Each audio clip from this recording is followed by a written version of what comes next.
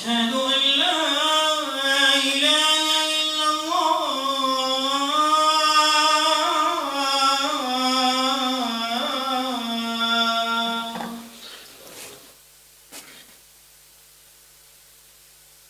أشهد أن لا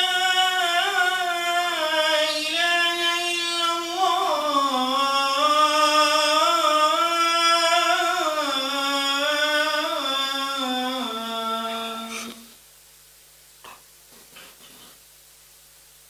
أشهد أن محمدا رسول الله.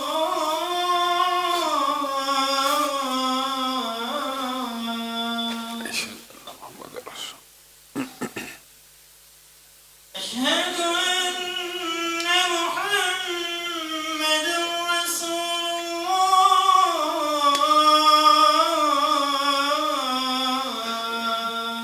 أشهد أن محمدا رسول حي على الصلاة.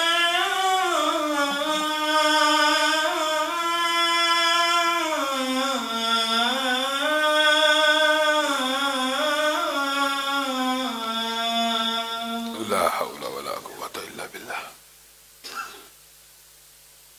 حي على الصلاة.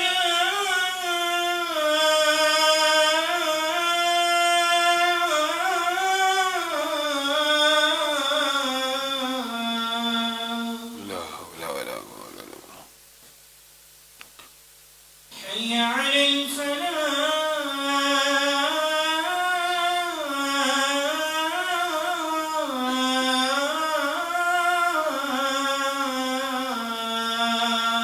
لا حول ولا قوة إلا بالله.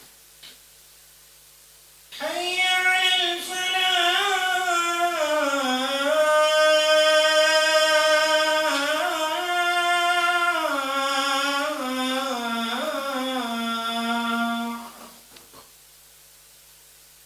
الله أكبر الله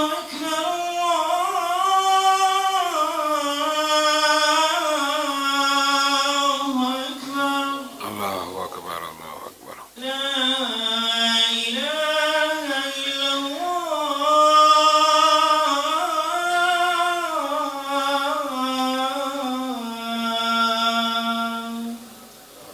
اللهم رب هذه الدعوة التامة والصلاة ودرجة الرفيع وبأس مقام محمد الذي وعدنا. اللهم بارك على محمد وعلى آله. إن الحمد لله نحمده ونستعينه ونستغفره ونؤمن به ونتوكل عليه ونعوذ بالله من شرور أنفسنا ومن سيئات أعمالنا. من يهده الله فلا مضل له ومن يضلله فلا هادي له وأشهد أن لا إله إلا الله وأشهد أن محمدا عبده ورسوله. أما بعد فإن خير الحديث كتاب الله وخير الهدي هدي محمد صلى الله عليه وسلم وشر الأمور محدثاتها وكل محدثة بدعة وكل بدعة ضلالة وكل ضلالة في النار. أعوذ بالله من الشيطان الرجيم. ولا تقولوا لمن يقتل في سبيل الله أموات بل أحياء ولكن لا تشعرون. تمام قسم کی تعریفات اور حمد و ثنا اللہ مالک الملک کے لیے ہیں جو تمام کائنات کے خالق مالک اور رازق ہیں، جو اپنے بندوں پر بے شمار انعامات کرنے والے ہیں، جو ہمیشہ سے ہیں اور ہمیشہ ہی رہیں گے، نہ جن کی ذات میں کوئی شریک ہے نہ جن کی صفات میں کوئی شریک ہے۔ حمد و ثنا کے بعد لاکھوں کروڑوں درود و سلام ہوں اس ہستی اقدس و مقدس پر کہ جن کا نام نامی اور اسم گرامی حضرت محمد رسول اللہ صلی اللہ علیہ وآلہ وسلم ہے، جنہیں تمام کائنات کا ہادی، رہنما، مقتدا، پیشوا، رہبر، امام بنا کر بھیجا گیا، اور جن کے قلب اطہر پر اللہ رب العزت نے اپنی آخری کتاب حمید کو نازل فرمایا۔ حمد و ثنا اور درود و سلام کے بعد لاکھوں رحمتیں ہوں آپ کے صحابہ پر، تابعین پر، تبع تابعین پر، واعظین، مبلغین، مصنفین، محدثین، مفسرین پر کہ جن کی وجہ سے اسلام ٹھیک اور مکمل حالت میں ہم تک پہنچا۔ معزز سامعین گرامی قدر، غزوہ بدر کے دیباچے کے حوالے سے چند گزارشات کو آپ کے سامنے رکھ رہے ہیں۔ اسی ضمن میں جہاد فی سبیل اللہ کرنے والے اور اللہ کی راہ میں اپنی جان کا نذرانہ پیش کرنے والوں کے حوالے سے چند گزارشات کو گزشتہ خطبے میں آپ کے سامنے رکھا تھا۔ اسی مقام و مرتبے کو جب جہاد فی سبیل اللہ کا میدان سرگرم ہونے والا تھا تو اللہ رب العزت ایک طرف سے نبی کریم صلی اللہ علیہ وسلم اس کے فضائل بیان کر رہے ہیں، دوسری طرف سے یہ جو اشکالات منافقین، مشرکین، کافر اور یہودی مسلمانوں کے دماغ میں ڈال رہے ہیں، بات آئی ہے تو پہلے ہی آپ کے سامنے رکھ دیتا ہوں کہ یہ جو جہاد فی سبیل اللہ کر رہے ہیں یا تلوار اٹھانے کے لیے جا رہے ہیں، یہ مر جاتے ہیں جی، ان کی تو موت ہو گئی، یہ تو اپنے بیوی بچوں کو یتیم چھوڑ کے چلے گئے، ان کی دنیا ختم ہو گئی۔ تو اس کا جواب بھی اللہ رب العزت نے کلام حمید میں بڑی اچھی اور خوبصورتی سے دے دیا۔ ایک طرف یہ آپ سیکونس اگر دیکھیں تو آپ حیران رہ جائیں گے، ایک طرف رسول اللہ صلی اللہ علیہ وسلم احادیث میں جہاد کی فضیلتیں اور شہادت کے مرتبے بیان کر رہے ہیں، دوسری طرف سے تائید میں آسمان سے قرآنی آیتوں کا نزول بھی ہوتا جا رہا ہے۔ وَلَا تَقُولُوا لِمَنْ يُقْتَلُ فِي سَبِيلِ اللَّهِ أَمْوَاتٌ بَلْ أَحْيَاءٌ وَلَكِنْ لَا تَشْعُرُونَ، اور جو اللہ کے راستے میں مر جاتے ہیں ان کو تم نے مردہ نہیں کہنا، یہاں پہ حکم کیا ہے نہیں کہنے کا، ان کو تم نے مردہ نہیں کہنا بلکہ وہ زندہ ہیں اور ایسی حیات میں ہیں کہ تم اس کا تصور نہیں کر سکتے، تمہیں اس حیات کا حقیقی معنوں میں شعور نہیں ہے۔ اللہ تعالیٰ یہاں پہ حکم کیا دے رہا ہے کہ تم نے ان کو مردہ بھی نہیں کہنا، وہ تو زندہ ہیں لیکن ان کی حیات اخروی کا تمہیں اندازہ اور شعور نہیں ہے۔ یہ بات آئی ہے ضمنی طور پہ، تو یہ عقیدے کا بھی ایک مسئلہ ہے۔ پہلے میں اسی سے ملتی جلتی ایک اور آیت آپ کے سامنے رکھتا ہوں۔ یہاں پہ تو کہا گیا کہ ان کو مردہ نہیں کہنا، اور دوسری آیت میں کیا کہا گیا؟ ان کو مردہ گمان بھی نہیں کرنا۔ ایک تو ہے صرف کہنا، ایک ہے سوچنا، ہے تو مردہ ہی ہے۔ وَلَا تَحْسَبَنَّ الَّذِينَ قُتِلُوا فِي سَبِيلِ اللَّهِ أَمْوَاتًا بَلْ أَحْيَاءٌ عِندَ رَبِّهِمْ يُرْزَقُونَ۔ یہ دونوں آیتوں میں مماثلت ہے لیکن حکم کا فرق ہے۔ پہلا حکم کیا نازل ہوا؟ ان کو مردہ کہنا نہیں، اور دوسرا حکم کیا نازل ہوا؟ ان کو مردہ سمجھنا نہیں۔ پہلا حکم ہے کہنا نہیں اور دوسرا حکم ہے مردہ سمجھنا نہیں۔ پہلے حکم میں اللہ تعالیٰ نے ایک بات واضح کر دی، ان کی ایک زندگی ہے، دوسری آیت میں بھی ہے ان کی ایک زندگی ہے، ایک زندگی ہے جس کا تم شعور نہیں رکھتے، لیکن اس شعور نہ رکھنے کے اندر سے اللہ نے کچھ شعور تمہیں دے دیا۔ وہ کیا ہے؟ عند ربہم یرزقون۔ تم ان کی پوری حیات کا، پوری کی پوری اخروی زندگی کا گمان اور شعور نہیں رکھتے، لیکن میں رب تمہیں اتنا بتا دیتا ہوں وہ آخرت میں بھی، وہ اخروی زندگی کے اندر بھی، وہ حیات برزخی کے اندر بھی اللہ رب العزت کے رزق کے مزے لوٹ رہے۔ آپ کو میں وہ 3 مسائل اور 3 باتیں، ویسے تو عذاب قبر سے بچنے کے متعدد طریقے ہیں لیکن 3 معروف ہیں، عذاب قبر سے بچنے کے 3 معروف طریقے ہیں۔ ان میں سے جو سب سے آسان، کہنے کو بہت مشکل ہے لیکن سب سے پسندیدہ اور اللہ کے ہاں سب سے محبوب اور آپ کے اور میرے لیے سب سے آسان طریقہ کیا ہے؟ اللہ کی راہ میں اپنی جان کو نچھاور کر دیا جائے۔ جو بندہ اللہ کے راستے میں شہید ہو جاتا ہے یا اللہ کے راستے میں کٹ جاتا ہے اس کو عذاب قبر نہیں ہوتا، یاد رکھیے۔ وہ سیدھا، یہ بھی صحیح حدیث سے ثابت ہے کہ جس وقت شہید کو وہ لمحہ آتا ہے کہ شہادت کا لمحہ، پچھلے جمعے میں وہ سارے فضائل آپ کے سامنے رکھے تھے، بالکل اسی وقت اس کی روح کو پرندوں کے قالب میں ڈال دیا جاتا ہے اور وہ پرندے جنت کے چشموں سے، جنت کے پھلوں سے خوراک حاصل کرتے ہیں اور پھر عرش عظیم کے سائے میں جو سونے کی قندیلیں لٹکی ہوئی ہیں وہاں پہ اپنے گھونسلوں کا بسیرا کرتے ہیں۔ یہ وہ عذاب قبر سے بچنے کا سب سے پہلا طریقہ ہے۔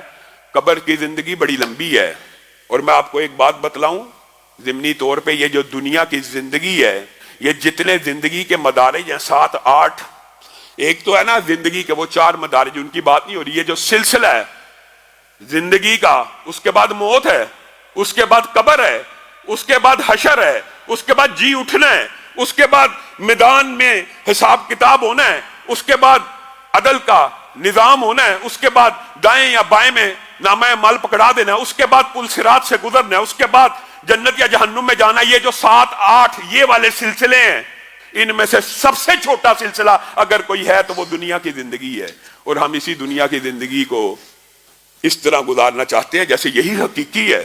یہ سب سے چھوٹا لمحہ ہے، یہ سب سے چھوٹا وقت ہے۔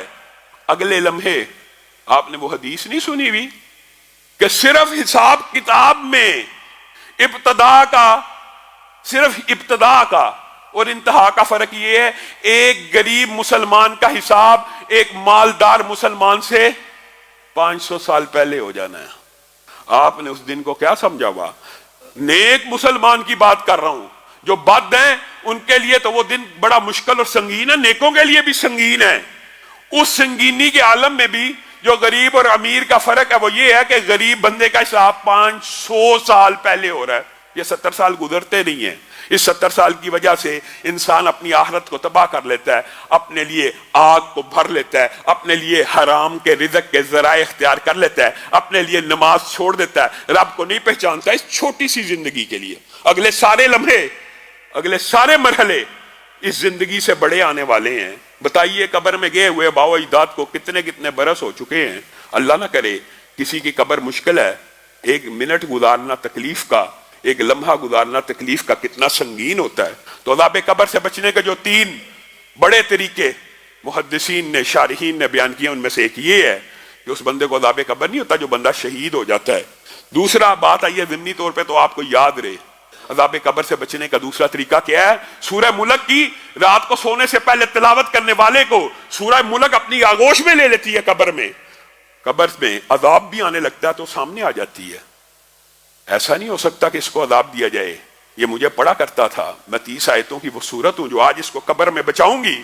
تیسری بات صدقہ، وہ جو مشکل کے وقت، وہ جو مصیبت کے وقت اپنی جیب تنگ تھی لیکن اللہ کے راستے میں دے دیا، وہ صدقہ بھی قبر کے اندر بندہ مومن کے لیے ہر عذاب کے راستے میں رکاوٹ بن جاتا ہے۔ یہاں سے آ رہا سامنے کھڑا ہے، اس نے 1 روپیہ تب خرچ کیا تھا جب اس کو ضرورت تھی، اس نے 1000 تب خرچ کیا تھا جب گھر میں بل آنے والا تھا، اس نے 10,000 تب خرچ کیا تھا جب خود بیوی بچوں کو روٹی کھلانی تھی، لیکن اللہ کے راہ میں دے دیا۔ یہ 3 معروف طریقے ہیں۔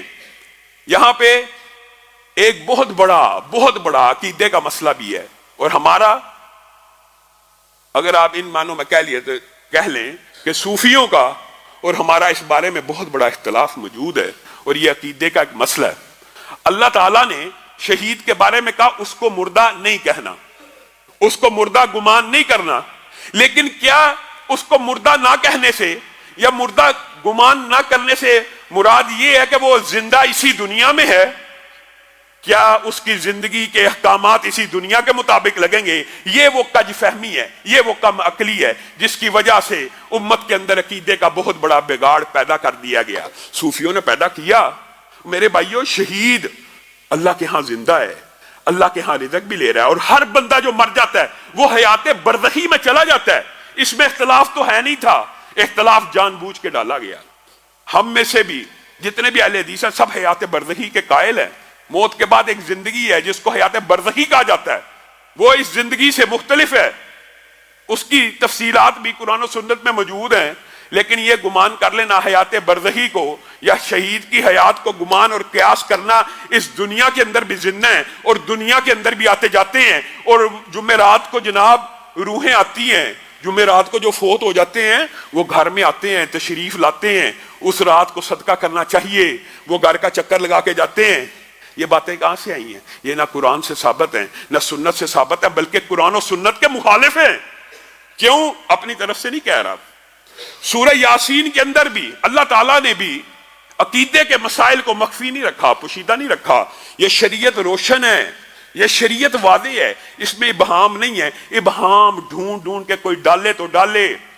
شہید کے بارے میں سورہ یاسین کا شہید ہے، وہ اپنے بارے میں کیا کہتا ہے؟ یا لیت قومی یعلمون، یا لیت قومی، اے اللہ آپ نے مجھے طرح طرح کا رزق دیا، کتنی میری عمدہ میزبانی کی، کتنا میرا اکرام کیا، یا لیت قومی یعلمون، اے اللہ مجھے واپس بھیج، میں اپنی قوم کو بتاؤں کہ آپ میری کیسی میزبانی کر رہے ہیں۔ کون کہہ رہا ہے؟ شہید، جس کو مردہ کہنا بھی نہیں اور جس کو مردہ سمجھنا بھی نہیں، وہ اللہ کو کہہ رہا ہے مجھے واپس جانے دیجئے۔ میں اپنی قوم کو جا کے بتلاؤں یا لیت قومی یعلمون بما غفر لی ربی وجعلنی من المکرمین، جو میرے ساتھ آپ نے مغفرت کا معاملہ کیا ہے، جس طرح کا میرا اکرام کیا ہے، میں جا کے بتلانا چاہتا ہوں۔ اللہ نے کہا یہ تو میری سنت نہیں ہے، لیکن تیری قوم کو کیا رہتی دنیا تک، قیامت تک کے لیے میں تیری یہ بات قرآن کا حصہ بنا دیتا ہوں اور پوری دنیا کو بتلا دیتا ہوں کہ تو کیا چاہتا ہے۔ اگر شہید نے بھی، عام میت کی بات نہیں ہو رہی، ہمارے ہاں تو عام میتیں بھی جمعرات کو آتی ہیں، ان کی روحیں بھی آتی ہیں، یہاں پہ شہید واپس دنیا میں جانے کا اللہ سے مطالبہ کر رہا ہے، اللہ اجازت نہیں دے رہا۔ میرے بھائیوں، یہ آپ کو کس نے بگالتا دیا کہ مردے آتے ہیں، اولیاء آتے ہیں، شہید آتے جاتے ہیں؟ یہ سسٹم بنا ہوا ہے، جو دنیا سے چلا گیا، یہ اللہ کی سنت ہے۔ معجزے کے طور کے اوپر معراج کی رات میں ایک مرتبہ تو انبیاء کو مسجد اقصی پہ اتارا گیا معجزے کے طور پر، لیکن اس کے علاوہ معمول نہیں ہے کہ کوئی دنیا سے چلا جائے تو اس کو بار بار زمین پہ لایا جائے۔ اگر یہی بات ہوتی تو اتنے ان گنت اور بے شمار نبی بھیجنے کی ضرورت پیش نہ آتی۔ ایک آدم آئے تھے، وہی جاتے، وہی واپس آ جاتے، وہی جاتے، وہی واپس آ جاتے، وہی جاتے، وہی واپس آ جاتے۔ تجربہ بھی بڑھتا، ایکسپیرینس بھی زیادہ ہوتا، سمجھانے کے طریقے بھی ہوتے۔ نہیں، جو ایک مرتبہ چلا گیا وہ اس حیات برزخی میں چلا گیا جہاں سے واپس دنیا میں آنا ممکن نہیں ہے۔ اگر ممکن ہوتا تو شہید یاسین کو اللہ اجازت دیتا، شہداء کو اللہ تعالیٰ اجازت دیتا کہ جاؤ واپس گھروں میں جاؤ۔ ہاں، یہاں پر ایک ابہام پیدا ہو سکتا ہے کہ جناب ہم نے بہت سے واقعات ایسے سنے ہیں کہ جناب روحیں آئی ہیں، جناب آواز آئی ہے، جناب بالکل جو والدہ فوت ہو گئے تھے فلاں کے پاس گئے، انہوں نے بالکل جی ہماری ان سے بات کرائی، جی ہماری ان سے گفتگو کرائی۔ یہ 90% سے زائد شرک کے جو دھندے ہیں یہ شیاطین اور جنات کے ساتھ چلائے جاتے ہیں، اور یہ ایک عام فہم بات ہے۔ دجال کی جو حدیثیں آپ نے سنی ہیں، پڑھی ہیں، دجال بندہ کہہ دے گا نا میں تجھے رب تب مانوں گا تو میرے مردہ باپ کو زندہ کر کے دکھا، وہ مردہ باپ کو زندہ کر کے دکھا دے گا۔ حدیث میں کیا آتا ہے؟ اگر حدیثیں پڑھی ہوں تو ہمیں یہ سارے دجالی فتنوں کی سمجھ آ جائے۔ حدیث میں کیا آتا ہے؟ حقیقت میں وہ اس کا باپ زندہ نہیں ہوا ہوگا، بلکہ جن اس کے باپ کی شکل میں زندہ ہو کے سامنے آ جائے گا۔ وہ کون سا جن؟ وہ جن، وہ شیطان جس کو ہر انسان کے ساتھ اللہ رب العزت نے پیدا کیا۔ آپ کے اور میرے ساتھ ایک قرین پیدا ہوا ہے جو ہماری بچپن سے لے کے آج تک کی ساری انفارمیشن جانتا، ہمارے ساتھ پلا بڑا ہے۔ اس کی یہ ڈیوٹی ہے ہمیں گمراہ کرے، اس کی یہ ذمہ داری لگائی گئی ہے ہمیں گمراہ کرنے کی۔ وہ ہمارا ماضی جانتا ہے، اور یہ جو کاہن اور جادوگر ہوتے ہیں یہ سارے کے سارے آپ کو جو اب آپ کے باو اجداد کی روحوں سے ملواتے ہیں، یہ وہی جنات ہوتے ہیں۔ اور آپ جب ان سے کوئی بات پوچھ لیتے ہیں، وہ جن آپ کے باپ کی ہر بات سے واقف ہے، اور وہ آپ کو کوئی ایسا ہنٹ دے دیتا، آپ کہتے ہیں یقیناً یہ میرے ہی باپ کی روح سے میری بات ہوئی، معاذ اللہ، یہ کاہن نے تیرے ساتھ دھوکہ کیا۔ اور اسی لیے رسول اللہ صلی اللہ علیہ وسلم نے کہا تھا کاہن، آپ کو پتا نا کاہن درست بات بھی بتا سکتا ہے جن سے انفارمیشن لے کے، درست بات بتا سکتا ہے، حتیٰ کہ آپ حیران رہ جائیں گے، صحیح حدیث کے الفاظ ہیں رسول اللہ صلی اللہ علیہ وسلم کا، آپ کو پتا ہے کائنات میں ایک ایسی شخصیت ہے، صرف واحد نبی کریم، آدم بھی نہیں، کوئی رسول اور پیغمبر بھی نہیں، صرف نبی کریم صلی اللہ علیہ وسلم واحد ہیں جن کے قرین نے کلمہ پڑھ کے اسلام کو قبول کر لیا تھا۔ واحد ہیں کہ جن کے ساتھ جو شیطان پیدا ہوا تھا گمراہ کرنے کے لیے، وہ بھی رسول اللہ صلی اللہ علیہ وسلم کی اخلاق، عادات اور عبادات سے متاثر ہو کے اسلام کو قبول کر لیتا ہے۔ واحد ہے، واحد۔ لیکن نبی کریم صلی اللہ علیہ وسلم بھی جب چیک کرنے گئے تھے، آپ نے ساروں نے یہ حدیث پڑھی بھی ابن سیاد والی، تو اس نے اس عالم میں کہ قرین ابھی مسلمان ہے، لیکن نبی کریم نے پوچھا تھا میں کیا سوچ رہا ہوں، تو اس نے کہہ دیا تھا آپ دکھ سوچ رہے ہیں، مجھے لگتا ہے دکھ۔ حالانکہ آپ کیا سوچ رہے تھے؟ سورہ دخان، سورہ دخان سوچ رہے تھے۔ گویا وہ بعض چیزوں کو اچک لیا اس نے بھی، پورا پہنچ نہ سکا لیکن دھوئیں تک پہنچ گیا کہ آپ کوئی ایسی بات سوچتے ہیں، اور میں اور آپ، اسی لیے رسول اللہ صلی اللہ علیہ وسلم نے کہا تھا کاہن درست بات کر سکتا ہے آپ کے جن سے انفارمیشن لے کے، جی فلاں جی کیا کھا کے آیا ہے، یہ جی یہ چیز کھا کے آیا ہے، یہ بتانے والا ولی اللہ ہے؟ یہ بتانے والا کاہن اور جادوگر اور بے ایمان دھوکے باز ہو سکتا ہے، ولی اللہ نہیں ہو سکتا، وہ کاہن ہے۔ اسی لیے رسول اللہ صلی اللہ علیہ وسلم نے کہہ دیا تھا کہ جس نے کسی نجومی کے پاس، عراف کے پاس، کاہن کے پاس، قیافہ لگانے والوں کے پاس جو گیا، 40 دن تک نماز قبول نہیں ہے، یہ پلنٹی ہے۔ اور جس نے اس کی بات کی تصدیق کی، حالانکہ سچ بول سکتا ہے، جس نے اس کی بات کی تصدیق کی، اس نے میں محمد صلی اللہ علیہ وسلم کے اوپر اترنے والی وحی کا انکار کر دیا۔ بتائیے کوئی سلسلہ رسول اللہ صلی اللہ علیہ وسلم نے چھوڑا دجال سے بچنے کے لیے؟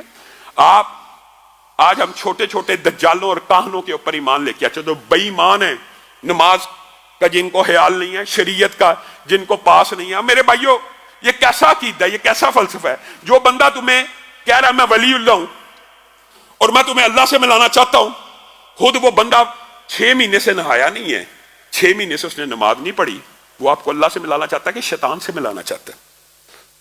اور یہ اللہ معاف کرے، یہ بات کہتے ہوئے بھی شرم آتی ہے، جی یہ بڑے پہنچے ہوئے ہیں۔ کہاں پہنچے ہوئے ہیں جی؟ ان کے اوپر تو نمازیں بھی معاف ہو گئی ہیں۔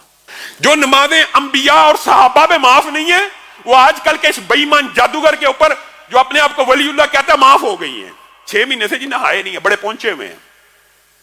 یہ بدبو کے اندر، یہ جادوگر کے دھندے کے اندر، یہ کالے علم کے اندر ہمیں وہ سب طریقے پتہ ہیں کہ جن کے ذریعے یہ اپنے کرین کے ساتھ ہم کلام ہوتے ہیں، بڑے گندے اور بڑے قبیح اور غلیظ طریقے ہیں۔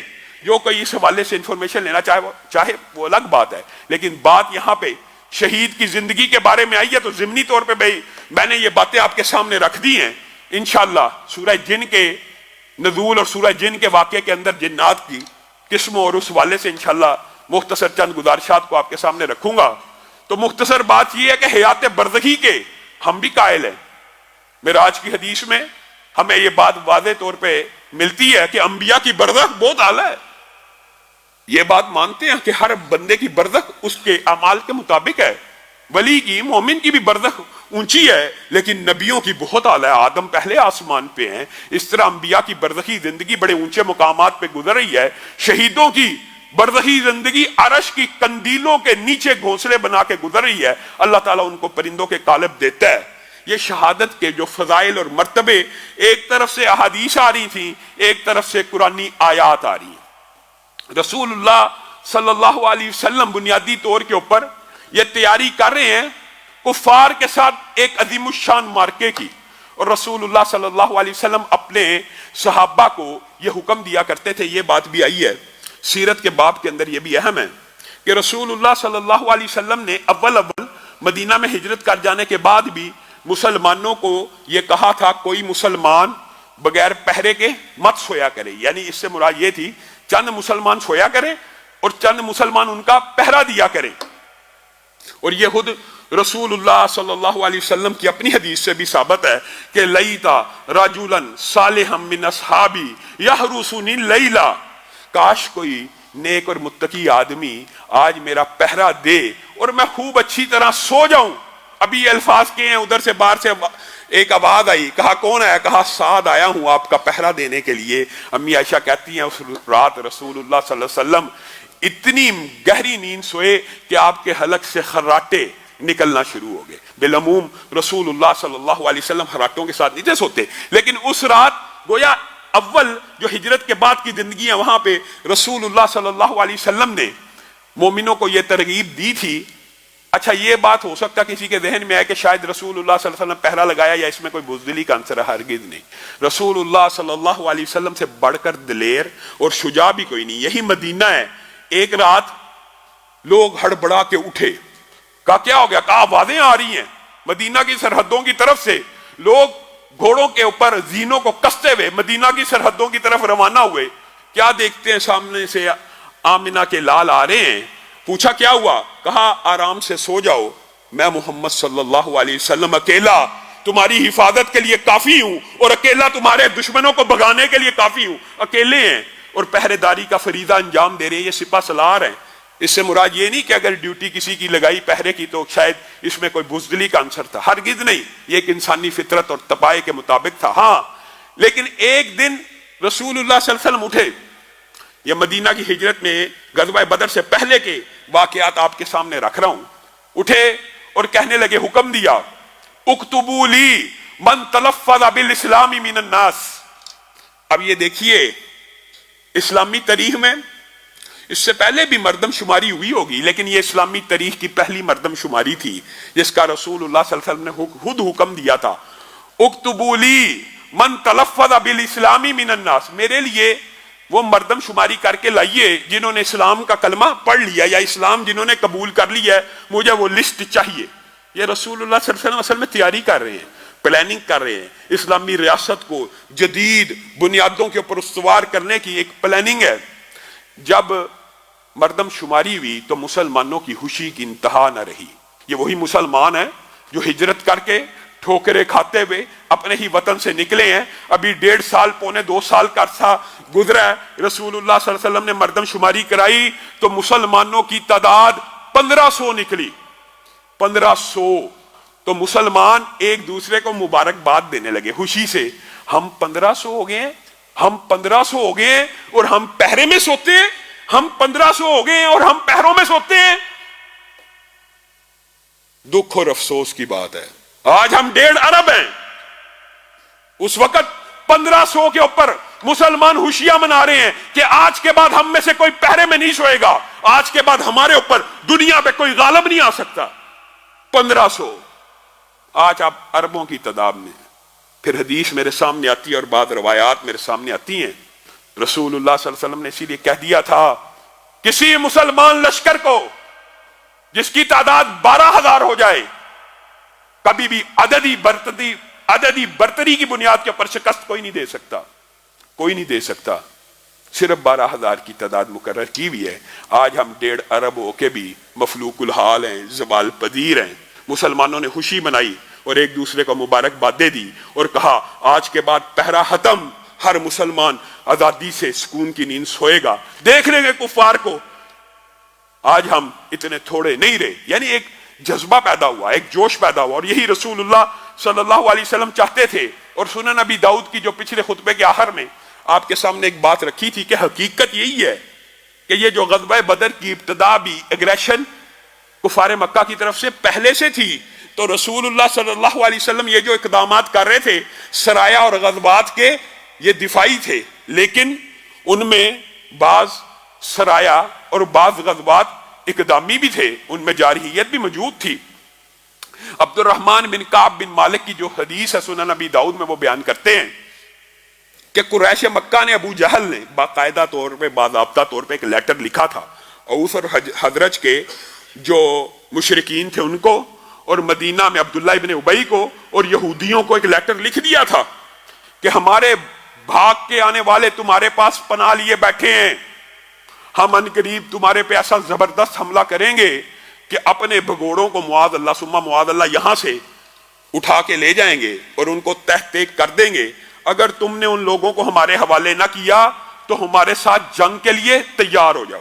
یہ وہ لیٹر ہے جو حقیقی طور پہ مسلمانوں کی طرف سے بھی اقدامی اور جوابی وار کا سبب بنا. گویا یہ لیٹر لکھ کے قریش مکہ نے تو طبل جنگ بجا دیا تھا، اور اسی وقت عبداللہ ابن ابی اور اوس اور حضرج کے جو مشرکین تھے وہ اسی وقت اکٹھے ہوئے اس لیٹر کو پڑھ کے اور کہا اب یہ معاملہ حل کرنا چاہیے، اب تو وہ ہمارے اوپر حملہ کر دیں گے، اب تو ان کو پکڑ کے ہمیں ان کے حوالے کر دینا چاہیے. رسول اللہ صلی اللہ علیہ وسلم کو خبر ملی وہاں پہ اس طرح 20 لوگ جمع ہو گئے ہیں اور ہمارے خلاف میٹنگ کر رہے ہیں. وہاں پہ رسول اللہ صلی اللہ علیہ وسلم نے چند جملوں کی، عربی میں اگر آپ پڑھیں تو 1.5 جملے کی ایک تقریر کی، صرف 1.5 جملے کی، کہ تمہارے پاس قریش کی دھمکی آئی ہے اور مجھے لگتا ہے تم قریش کی دھمکی سے مرعوب ہو گئے ہو، لیکن میں محمد صلی اللہ علیہ وسلم تمہیں بتانا چاہتا ہوں تمہیں قریش مکہ سے اتنا خطرہ نہیں ہے جتنا خطرہ تمہیں ہمارے خلاف تلواریں بے نیام کرنے سے ہے. اور یہ عربی جملہ 1.5 جملہ ہے جس کا ترجمہ اردو میں ظاہر ہے کچھ تفصیل سے ہے.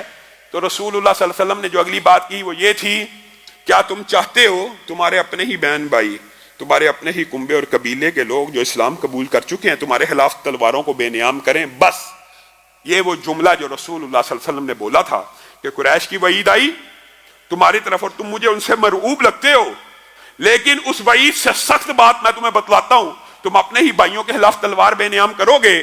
یہ رسول اللہ صلی اللہ علیہ وسلم کی جنگی حکمت عملی میں ویسے اسلام میں قبائلی تعصب نہیں ہے، کنبے کا تعصب نہیں ہے، خاندان کا تعصب نہیں ہے، لیکن رسول اللہ صلی اللہ علیہ وسلم نے یہاں پہ چوٹ لگائی، ضرب لگائی ان کی قبائلی عصبیت کے اوپر کہ تمہارے ہی قبیلے کے لوگ میرے ہاتھ پہ اسلام قبول کر چکے ہیں، اگر مجھے پکڑنے کی یا مجھے حوالے کرنے کی کوشش کرو گے تو تمہارا اپنا بھائی تمہارے خلاف تلوار بے نیام کرے گا۔ یہ ایک رسول اللہ صلی اللہ علیہ وسلم نے ٹیکنیک کے طور پہ اسٹریٹجی، یہ اول جو حکمتیں ہیں رسول اللہ صلی اللہ علیہ وسلم کی جنگی حکمتوں میں سے ایک حکمت عملی یہ بھی ہے کہ رسول اللہ صلی اللہ علیہ وسلم نے ساری زندگی قبائلی تعصب کو پروموٹ نہ کیا، لیکن اس موقع کے اوپر ان کی قبائلی عصبیت کو ایک دم اجاگر کیا۔ اچھا اپنے ہی کنبے کے لوگوں کو پکڑنا چاہتا، آؤ، صرف رسول اللہ صلی اللہ علیہ وسلم نے یہ 1.5 جملہ بولا تھا، سارے کے سارے اوسی، حضرجی، عبداللہ ابن ابی اور سارے یہودی جھاگ کی طرح بیٹھ گئے اور کہنے لگے یہ بات تو اس نے صحیح کی ہے کہ اپنے ہی بھائی بندوں کے خلاف تلوار اٹھائیں گے، چلو قریش جب آئیں دیکھی جائے گی۔ یہ تو آج ہی کی بات کر رہے ہیں محمد صلی اللہ علیہ وسلم، تو گویا رسول اللہ صلی اللہ علیہ وسلم کی بعض زندگی کے جو گوشے ہیں بطور معلم، بطور باپ، بطور خامن، یہ تو ہم نے شاید اکثر سنے ہوں، لیکن بطور جرنیل، بطور سپہ سالار، بطور ایک ریاست کے سربراہ، بطور جہادی کمانڈر جو نبی کریم صلی اللہ علیہ وسلم کی حکمتیں تھیں، ان میں سے ہم چونکہ ہم نے کرنا نہیں، چونکہ ہم مادہ نہیں، چونکہ ہمیں یہ بات بری لگتی ہے، ہم نے یہ پڑھنا بھی نہیں، ہم نے رسول اللہ صلی اللہ علیہ وسلم کی سیرت سے یہ ابواب محو کر دی ہیں۔ ساری زندگی ہمارے چاند بھائی ہیں جو مکی زندگی بیان کرتے رہتے ہیں، صبر کی زندگی، صبر کی، یہ جو جہاد کی زندگی ہے یہ بھی رسول اللہ کی ایک زندگی ہے۔ اللہ رب العزت جو کہا گیا، جو سنا گیا، اس کو سمجھنے کی توفیق عنایت فرمائے۔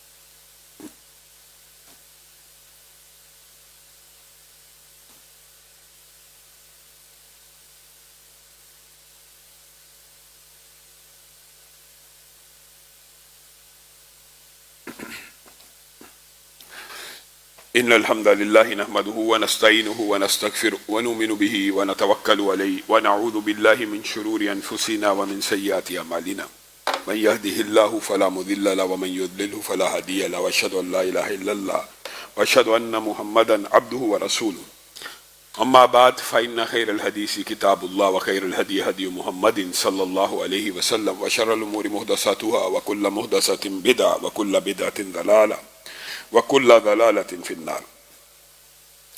معزز سامعین گرامی قدر، آج آپ کے سامنے چند گزارشات اس اسلام دشمن، اور اسلام دشمن ہی کہنا چاہیے، دین دشمن، لبرل، سیکولر، ملحد مافیا کے حوالے سے رکھنا چاہتا ہوں کہ جن کے پیمانے منافقت کے عجیب ہیں کہ تیری زلف میں پہنچی تو حسن کہلائی، وہ تیرگی میرے نام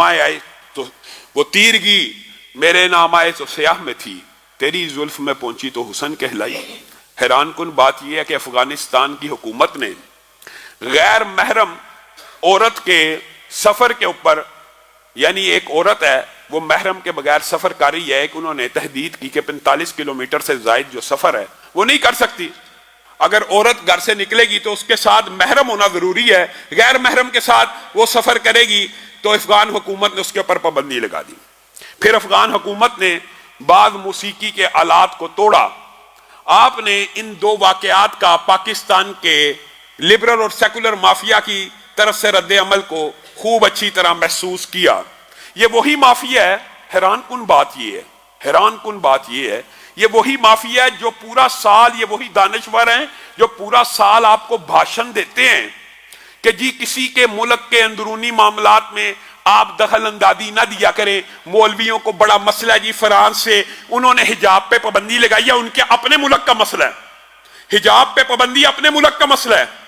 یورپ میں فلاں ملک میں اذان کے اوپر پابندی ہے, یہ جی ان کے اپنے ملک کے اندرونی معاملات ہیں. رحمان کی آواز پہ پابندی ہے, یہ ان کے ملک کا اندرونی معاملہ ہے. اور شیطانی ساز اور آلات کو اگر کوئی توڑ دے تو یہ پاکستان کے لبرلوں کا بھی مسئلہ ہے. یہ افغانستان کے اندرونی معاملات نہیں ہیں, یہ افغانستان کی ذاتی ریاست اور اس کے اندرونی معاملات نہیں ہیں. آپ حیران رہ جائیں گے, فواد چودھری صاحب نے بیان دیا کہ قائد اعظم محمد علی جناح رحمہ اللہ پاکستان کو کوئی اسلامی ریاست نہیں تھے بنانا چاہتے. معاذ اللہ, یہ قائد اعظم کی بھی توہین ہے. فواد چودھری صاحب سمجھتے ہیں جیسے خان صاحب مدینہ کا نعرہ تو لگاتے ہیں, مدینہ کی ریاست نہیں تھے بنانا چاہتے, اسی طرح شاید قائد اعظم نے بھی مدینہ کی ریاست کا نعرہ لگایا تھا, بنانا نہیں تھے چاہتے. یہ قائد اعظم کی توہین ہے. سب سے پہلے اس وطن میں اگر کسی رہنما نے مدینہ کی ریاست کا نام لیا وہ قائد اعظم محمد علی جناح تھے. مجھے بتائیے پاکستان ہندوستان سے الگ ہوا کیوں؟